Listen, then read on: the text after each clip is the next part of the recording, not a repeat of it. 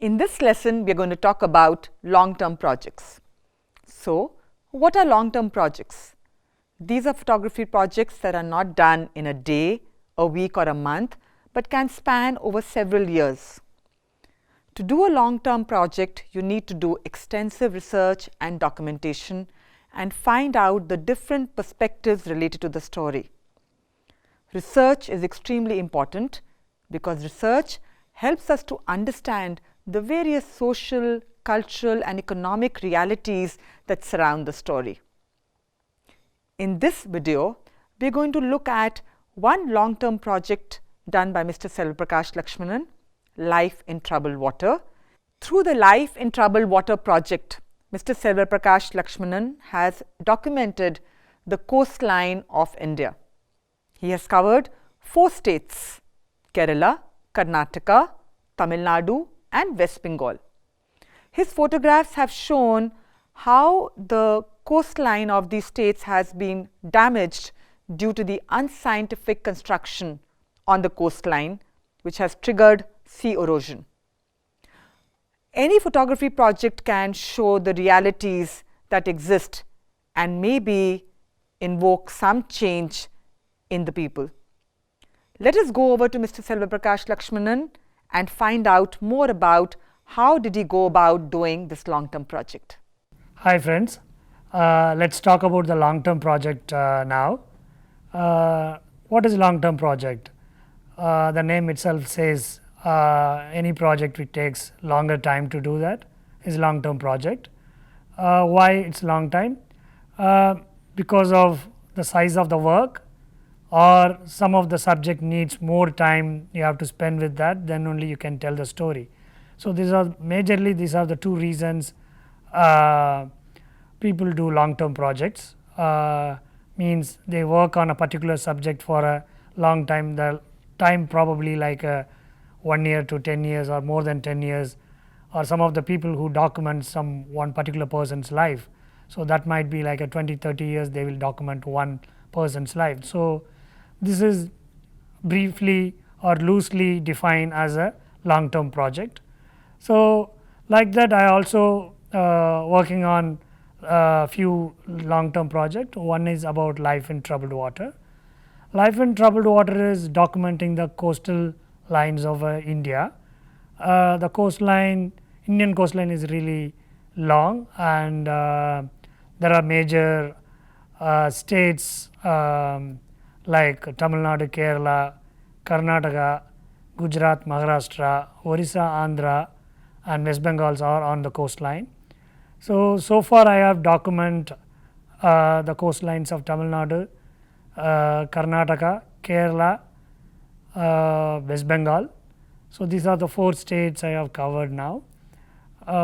So what are the aspect I am covering is like largely how the coastal landscape is changing because of the unscientific construction along the coastline. Unscientific means there are activity which is stopping the sand movements. Usually the sand moves from south to north in a season, and then it moves north to south. So when you build a structure on the coastline which will stop the sand movement, so when the sand is moving from one side to other side, then it start eroding on other side of the sea. So that's why that is one of the reason the sea erosion is like unscientific construction. Of course, climate change also triggering up the sea erosion. So I have documented some of the villages which is getting affected by erosion. Rows of houses are lost in the sea, and fishermen are losing their livelihood, and they lost their houses. I have witnessed these in many fishermen villages in southern part of Tamil Nadu and also in West Bengal. So that is one aspect of the Life in Troubled Water. Another aspect is there are factories and industries, power plants and nuclear plants on the coastline also, causing some trouble, environmental issues which is on the coastline. So the fishermen, largely the fishermen suffering because of these activities. So I have covered that in some of the coastal states. So largely like the larger body of work, life in troubled water, have some sub stories like coastal erosion and industrial pressure on the coastline, and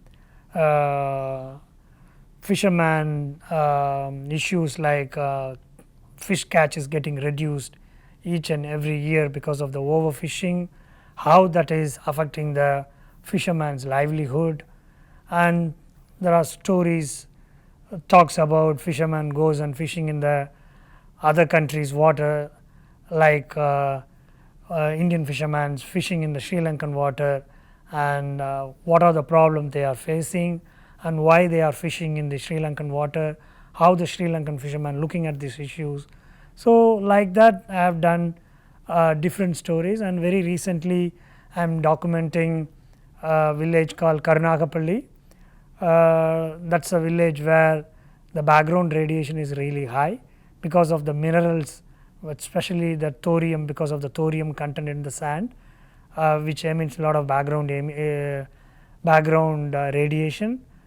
So I am documenting that village, how the mining activity in that village, and how because of the mining activity how that affecting the village, and because of the mining activity also some erosion happening in that village. So there are multiple stories in that project.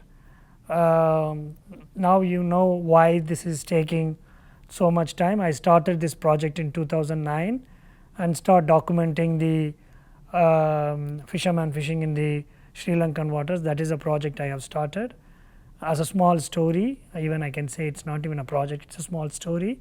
The beauty and the strength of the long term project is when you start working on the long term project, you keep revisiting the places and start interacting with the people. In my case, I start interacting with a fisherman.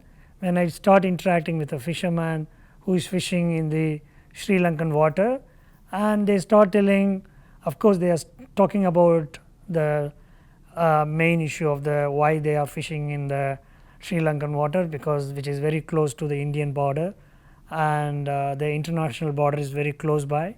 That's a major issue, one of the major issue. But at the same time they also talks about the other problem they are facing, like sea erosion and industrial pressure on the coastline, urbanization on the coastline, and the fish catch is getting lesser and lesser because of the international demand on the fish. So this will open up the project. That is the strength in the long term project. So if you find that is also interesting, it is also relevant to your project, or it's somehow connected to your project, then that the project will taken up a new direction that is also interconnected with your project which you are doing. So that's a kind of a larger project which has a small stories within it. So that's why it take long time, and I have already told, when you do a long term project, funding is the major issue. I got a fund when I started the project, which is 2010. I got a National Foundation of India grant for a year, which is supported largely financially take care of my expenses. That gives me a lot of financial freedom to travel different parts of India to document different stories. So like that you can also start some of the ideas like long term project idea. Not necessarily it has to be a long term project in the very beginning stage, even it can be a small project initially, and when you keep visiting, revisiting, multiple time of shooting, talking to the people will open up the topic, and then if you find there is a interesting long term project within that, then you can start shooting those small sub stories or interconnected stories which will build as a bigger long term project. The beauty of the long term project is one is you can keep improving your storytelling images. Maybe if you visited a village to document the erosion, maybe that is not the right time, then you can plan it on a monsoon. Monsoon is the time where the sea is really violent. In specifically even a full moon day, the sea is much more violent than the normal other average day. So you can visit full moon day on a monsoon time, so that's the time the sea is more violent. So you can document or you can capture the right kind of an image to tell the erosion issue, or even the sea rise issue, things like that. You have to do a kind of a table work before planning your shoot. What is the best time to shoot the sea erosion, or even if you want to cover a cyclone, then you have to wait for a monsoon to come, and then you can tell how these natural disaster like a cyclone and things like that affects the fisherman who lives along the coastline. Another thing is like, for me, like if you go and visit a village and if you find sometimes the lights are not right, so you have to plan this shoot in a different period of time. And also when you shoot this kind of a long term project, you should have the variety of images, say how the life in the early morning, late evening, night, and a summer and a winter. It depends what kind of a long term project. Even if you, in case if you choose to do a documentary on farmers or agriculture in India, if you want to talk about the summer season and water shortages, then you have to visit the villages in the summer, because that's the time the issue is in the peak.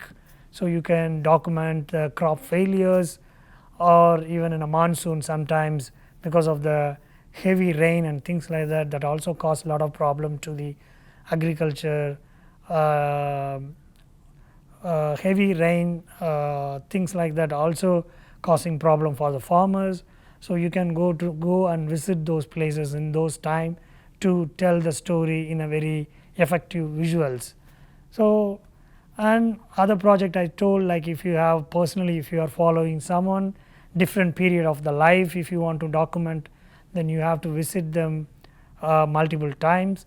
When you visit the same people or the same village, same place, you know the place better, and you will understand their cultural and political and social situations very well.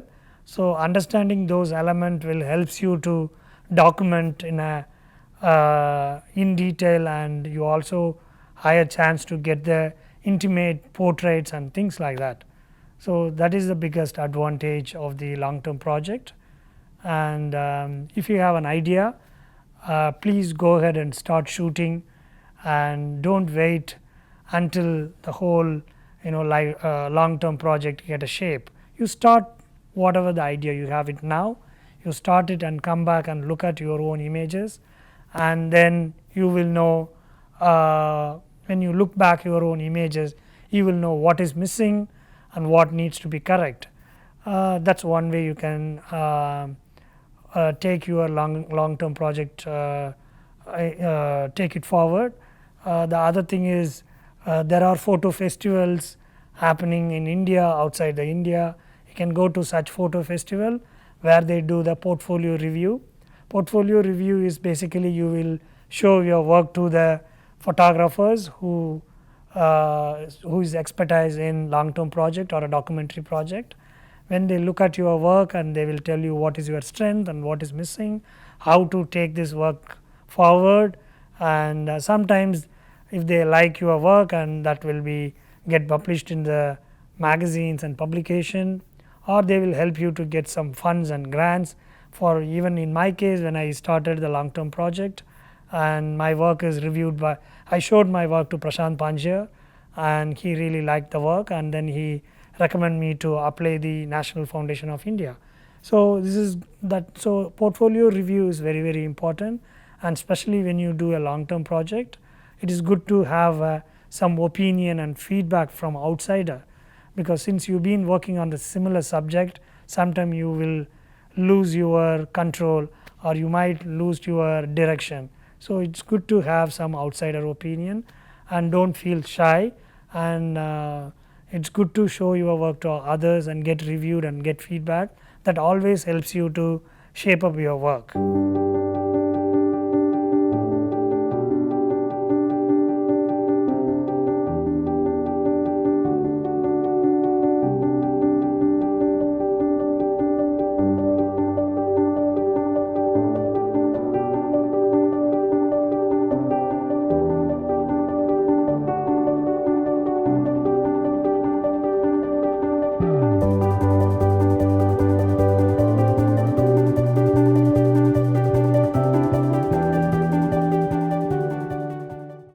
So in this video, we have also learnt today about the various advantages and disadvantages of doing a long-term project. Mr. Selvaprakash Lakshmanan has been following this project for more than 10 years now, and these 10 years of persisting on a story and the multiple stories that have come out have helped show the world something that's happening about the environment and which needs action and reflection. We are going to continue looking at another long-term project done by Mr. Selvaprakash Lakshmanan in the next video.